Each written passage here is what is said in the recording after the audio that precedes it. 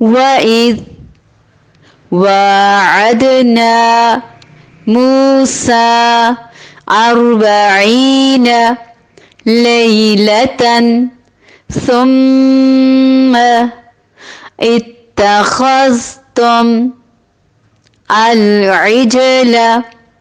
اب ال پہ زبر آیا ہے اور اتا چونکہ زبر صرف لام کے ساتھ آتا ہے، یہاں تا آیا تھا لام کی بجائے، تیسرے حرف پہ زبر تھی، اس لیے ہم نے اس کو زیر دیا. اگر زیر ہوتی تو بھی زیر دیتے، پیش ہوتے تو بھی زیر دیتے، لیکن زبر میں زیر اس لیے آئے گی کہ زبر تو صرف لام پر آتی ہے نا. وَإِذْ وَاعَدْنَا مُوسَى 40 لَيْلَةً ثُمَّ اتَّخَذْتُمُ الْعِجْلَ من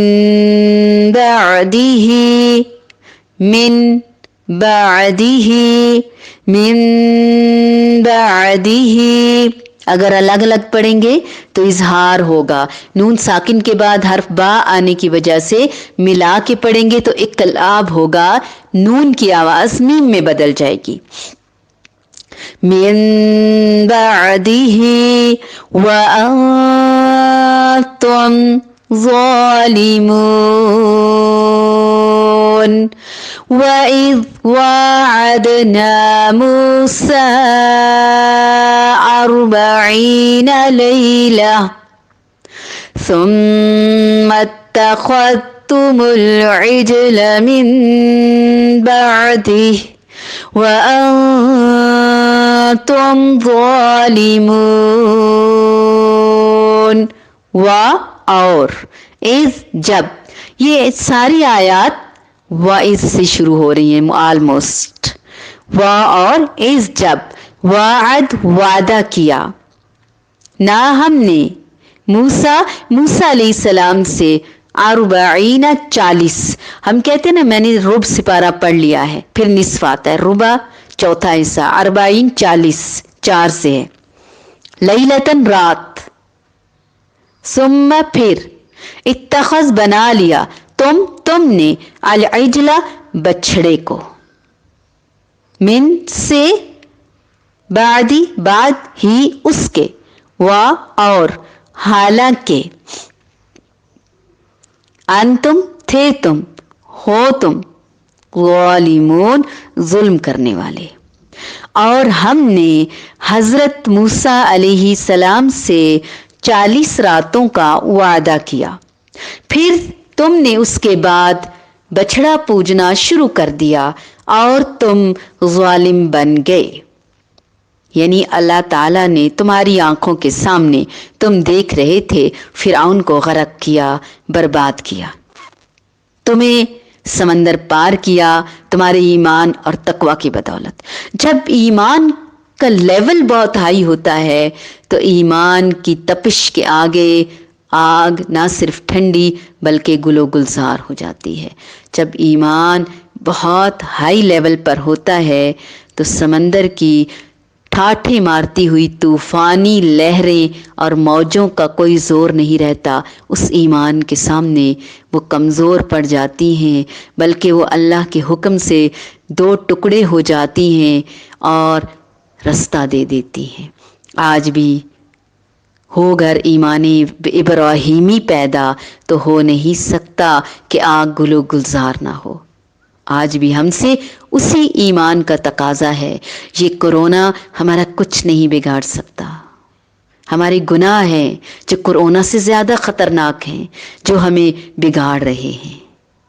آئیے مل کر سب ایک ساتھ عبادات کریں، استغفار کریں، اللہ کی طرف رجوع کریں، گناہوں سے سچی توبہ کریں اور کورونا سے نجات پائیں، جیسے موسیٰ علیہ السلام نے فرعون سے نجات پائی تھی. لیکن کیا ہے، ایک مشکل سے نکلتے ہیں تو آگے پھر اللہ آزما لیتا ہے، پھر شیطان بہکا دیتا ہے، پھر ایک آزمائش کھڑی ہوتی ہے.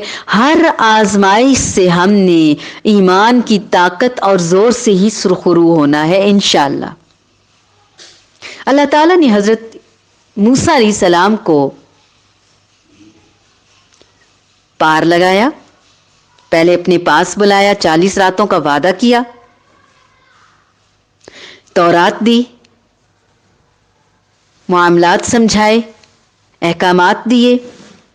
موسیٰ علیہ السلام کے جانے کے بعد بنی اسرائیل نے سامری کے پیچھے بچھڑے کی پوجا شروع کر دی، بہک گئے۔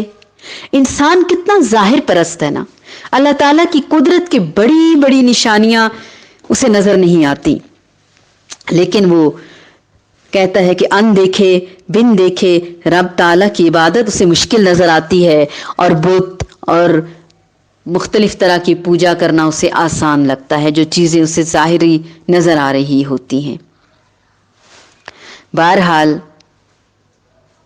تمام تر نشانیوں کو اپنی آنکھوں سے دیکھنے کے باوجود سمندر کو 2 ٹکڑے ہوتے، لہروں کا پہاڑ بنتے، پار لگتے، نبیوں کے ہوتے ہوئے موسیٰ اور ہارون علیہ السلام کی موجودگی کے باوجود بچھڑے کو اپنا معبود بنانا، اپنا معبود سمجھنا، آج بھی مسلمان شرکی عقائد اور اعمال میں بری طرح مبتلا ہو چکے ہیں۔ وہ یہ سمجھتا ہے انسان کہ مسلمان شرک بھلا کس طرح کر سکتا ہے، اسی طرح جیسے وہ بھول گئے تھے، جیسے انہوں نے بچھڑے کو معبود بنا لیا۔ مشرک مسلمانوں نے بھی شرک کی پتھر کی مورتیاں بنا رکھی ہیں، آج پجاری بن گئے ہیں، خاص پوجائیں کر رہے ہیں۔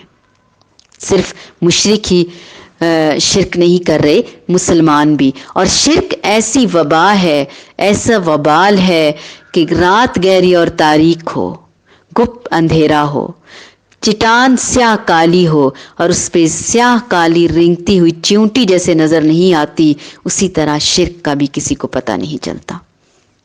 بہرحال اللہ تعالی ہماری حفاظت فرمائے۔ اپنا اور اپنے ایمان کا بہت خیال رکھیے گا، توحید کا خیال رکھیے گا، اہتمام کیجیے گا، ہمیں اور ہمارے مشن کو اپنی ہر دعا میں یاد کیجیے گا۔